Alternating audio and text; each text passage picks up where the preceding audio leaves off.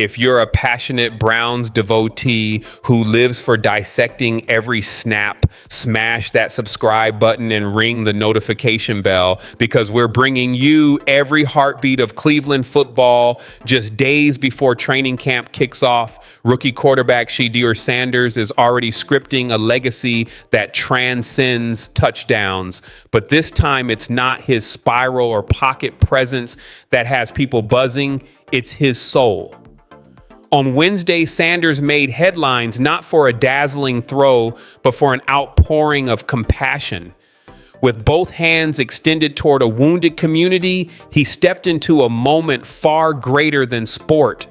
Just weeks ago, the Rainbow Terrace apartments in Cleveland were rocked by a catastrophic explosion and fire. 1 life lost, 5 injured, over 40 displaced. $3.5 million in damages, 44 units rendered unlivable. The pain was raw, the grief palpable. But then came Shedeur, not merely as a rising football prospect, but as a servant leader. This wasn't a media ploy or a PR play. This was humanity in action. At the Garden Valley Funfest, an event crafted to uplift hearts and rekindle hope, Sanders showed up not to be celebrated, but to celebrate others. Food trucks, barbers offering free cuts, games echoing with laughter. This was resilience wrapped in community. And right there in the center of it all was Sanders. No VIP barrier, no entourage, just presence, just purpose. He didn't march in like a hero. He walked in like a brother. And that, more than anything, was healing, because when tragedy strikes, what people need most isn't just reconstruction, it's restoration. Sanders understood this. He didn't observe from a distance. He immersed himself. He played, he danced, he sweat, he created joy. For many in Rainbow Terrace, this was their first smile since the blast. And that's what real impact looks like. Even before the festival began, Sanders was already in motion, leveraging his personal platform to ignite momentum. On Tuesday night, he posted a flyer for the event on Instagram, emblazoned with his own logo and a message that was both clear and urgent. I need everyone in Cleveland and surrounding areas to pull up and support the Rainbow Terrace community. It wasn't just a post, it was leadership in real time. He didn't just donate, he showed up, and he didn't come alone. Brown's teammate and Cleveland native Mike Hall Jr. joined him, forming a dynamic duo of connection and care. Together, they weren't celebrities towering above, they were equals kneeling beside. They tossed footballs to wide-eyed kids. They shared laughs with grandparents. They posed for selfies with fans who weren't looking for autographs. They were craving authenticity, and they got it. Shedeur went live on Twitch, allowing fans nationwide to witness his sincerity. But those present will never forget the warmth he radiated. This wasn't Shedeur Sanders, the NFL hopeful. This was Shedeur, the neighbor, the friend, the beacon. He dined with families who had lost almost everything. He cracked jokes with elders and blew bubbles with toddlers. In a sports world where charity often equals a quiet wire transfer, Sanders offered something far richer: connection. He didn't check a box, he filled a void. During a brief pause in festivities, Sanders addressed a few reporters with clarity and conviction. Donating matters, but so does showing up. You can't build trust from behind a screen. He meant every word. Throughout the day, he distributed merchandise, toys, and essentials, not as handouts, but as heartfelt gifts. There was no air of superiority, only kinship. His message echoed loudly, "I'm here, I care, I'm not leaving."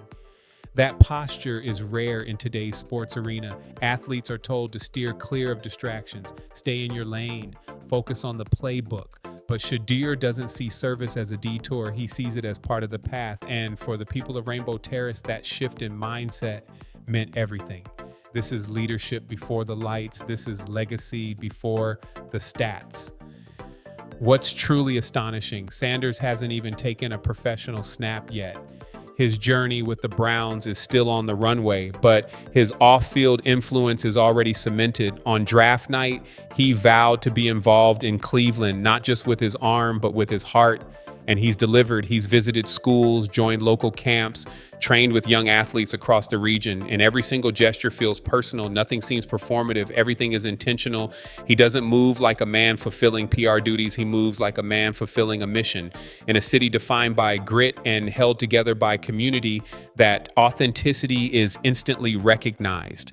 It's one thing to wear a franchise's uniform. It's another to carry a city's soul. Sanders is doing both, with poise, with passion, and with grace. And the fans, they're not just noticing the quarterback he may become, they're embracing the man he already is. One thing is clear, Shedeur Sanders doesn't just see himself as a quarterback, he sees himself as a vessel of hope, especially in seasons shadowed by despair. Cleveland has endured its fair share of heartbreak. The tragic explosion at Rainbow Terrace is simply the latest painful chapter in a long saga of adversity. But what Sanders brought wasn't sympathy, it was solidarity. He didn't walk in with a script. He arrived with sincerity, arms open, heart engaged. That's not pity, that's purpose.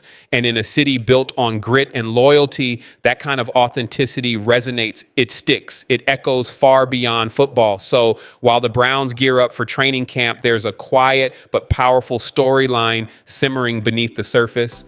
It's not driven by passing percentages or depth chart predictions. It's about character. And Shedeur Sanders is proving he's overflowing with it. He didn't have to show up at the Funfest. No one would have blamed him for staying in the shadows before the season grind begins.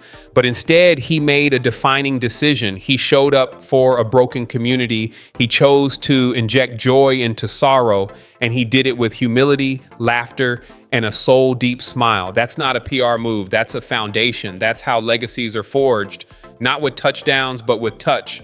While the throws are coming, while the games will eventually begin, Sanders has already delivered his most significant completion straight into the heart of Cleveland. And judging by the city's response, they're not letting go anytime soon. Enjoying the content so far? Hit that like button, drop your take in the comments, and subscribe to stay locked in with every twist of the Browns saga. But now let's pivot, because what if I told you the Browns might be on the brink of the most jaw-dropping controversy of the entire NFL offseason? Rumors are swirling like a storm, and at the center of it all are two massive names, Gabriel and Deshaun Watson. That's right, two cornerstones, two quarterbacks, and both reportedly facing suspension after allegedly testing positive for banned substances. Let that sink in. Whispers from league insiders, anonymous team personnel, and sources with knowledge of the situation all point toward a brewing scandal in Cleveland that could detonate the team's carefully constructed blueprint. Could it be a fluke, a false positive, or is this the opening scene of a full-scale doping drama that could send shockwaves through the league? Buckle up, because if the rumors hold true, everything changes. Gabriel, the electrifying rookie hailed as the potential future of the franchise, was turning heads in camp. Accurate, composed, quickly earning locker room respect. He was poised to get meaningful preseason snaps, possibly even challenge for early regular season action, depending on Watson's health. But now everything's flipped. Reports suggest Gabriel's drug test returned traces of performance enhancers prohibited under the NFL's strict policy. No official word has dropped yet, but insiders claim the team has already been alerted and contingency plans are quietly being drawn up. The timing, devastating. His momentum derailed. The quarterback hierarchy thrown into disarray. Does Cleveland scramble for a veteran backup? Do they elevate Shedeur even sooner? And just when the smoke couldn't get thicker, Deshaun Watson's name enters the inferno. That's right. Watson, the high-profile, high-stakes quarterback whose career has already been tainted by controversy, is allegedly part of the same investigation. According to preliminary whispers, both he and Gabriel tested positive within days of each other, prompting an urgent review. The Browns haven't released a statement, neither has the league, but the speculation is volcanic. and the consequences potentially seismic. Watson's suspension, should it materialize, could unravel Cleveland's entire season. The Browns are in win now mode. They've invested a war chest in building around Watson. But another setback, especially one tied to banned substances, could turn already divided public sentiment into a full-blown fracture. His relationship with the team, the locker room, the fans, all on the line. Some speculate the two players might have used the same training facility, unknowingly ingesting contaminated supplements. Others believe it could be part of a risky performance regimen gone wrong. If that's the case, it raises questions not just about player responsibility, but about internal oversight, about the integrity of the Browns' entire training operation. Sources say the NFL is intensifying random testing. The league is drawing a hard line on even the faintest violations.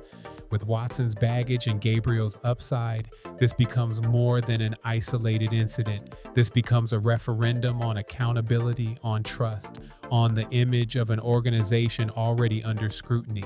Cleveland isn't ready for the seismic shift unfolding right now. The bombshell that just detonated could completely redefine this franchise. And no, this isn't overhyped clickbait.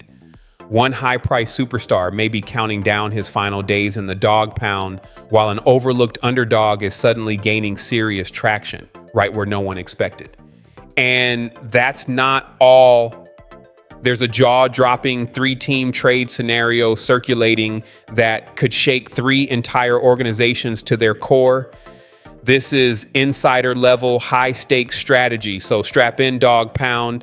We're diving straight into the storm. For months, Deshaun Watson's name has been synonymous with uncertainty and frustration on the shores of Lake Erie. But today, that cloud of ambiguity erupted into a full-blown crisis. According to veteran insider Mary Kay Cabot, Watson has already played his last snap in a Browns uniform. That's right, regardless of whether his Achilles heals, she says the chapter is closed. And if you follow Cleveland's beat, you know this prediction isn't coming out of thin air. Owner Jimmy Haslam already views that blockbuster trade and fully guaranteed $230 million deal as a catastrophic misfire.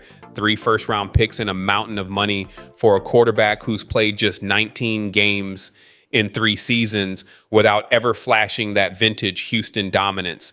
But the issue runs deeper than injury alone. If Watson remains sidelined, Cleveland can activate the insurance clause and reclaim vital cap space. But if doctors clear him and he claims he's ready, everything changes. That's where the politics begin. Mike Florio of Pro Football Talk laid it out. If Watson is medically cleared and the Browns refuse to activate him, he can file a grievance. He could argue that he's fit to play and the franchise is deliberately benching him. That would force Cleveland's hand, either roster him, trade him, or cut him outright and swallow the most expensive pill in franchise history. Just imagine the scene. Kevin Stefanski trying to construct a cohesive offense around Joe Flacco, Kenny Pickett, and 2 hungry rookies, all while Deshaun Watson reappears at camp with a vengeance. Do you stick with the process or roll the dice on a quarterback who's never delivered on his sky-high expectations in Cleveland? The fan base has already erupted. Half the dog pound has declared the Watson era dead and that his contract is an immovable anchor. The other half still believes he could rise from the ashes and silence the critics once and for all. Either way, the locker room is feeling the weight. Deontay Johnson's recent comment about Pickett wasn't casual. He publicly dubbed Kenny the front runner and emphasized the current practice hierarchy, Pickett with the ones, Flacco behind him. That says a lot about the coaching staff's mindset. They're prepping for a new QB era. Still, even if Pickett or Flacco leads the huddle, Watson's shadow looms. That monstrous contract, the household name, warming the bench, fuel for media frenzy, and a locker room nearing its limit. The cruel irony? If Watson proves he's healthy, Cleveland loses the insurance cash, wrecks its salary cap, and still has to decide, play him, trade him, or release him. It's a lose-lose labyrinth. How did we get here? A team that once looked primed to ascend is now trapped in a contractual soap opera with no guarantees. Meanwhile, Pickett keeps grinding, Flacco stays composed, Shedeur Sanders and Dylan Gabriel immerse themselves in the playbook, and Watson silently watches, perhaps ready to make one final power move. And if you thought that was today's biggest headline, brace yourself. A wild 3-team trade proposal just hit the internet, and it's got real traction. Bleacher Report's Brent Sobleski proposed a hypothetical blockbuster featuring Jalen Ramsey, one of the decade's elite cornerbacks. And surprisingly, it actually makes sense. Here's the structure. Cleveland sends Greg Newsome to the Bears. The Browns receive left tackle Braxton Jones from Chicago. Cleveland isn't ready for this, not even close. The seismic shock that just erupted could tilt the entire franchise on its axis. And no, this isn't exaggeration. One megastar on a monster deal might be staring down his final days in orange and brown, while a dark horse nobody took seriously is suddenly charging up the depth chart from the shadows. And just wait, there's more. Thank you guys. See you next video.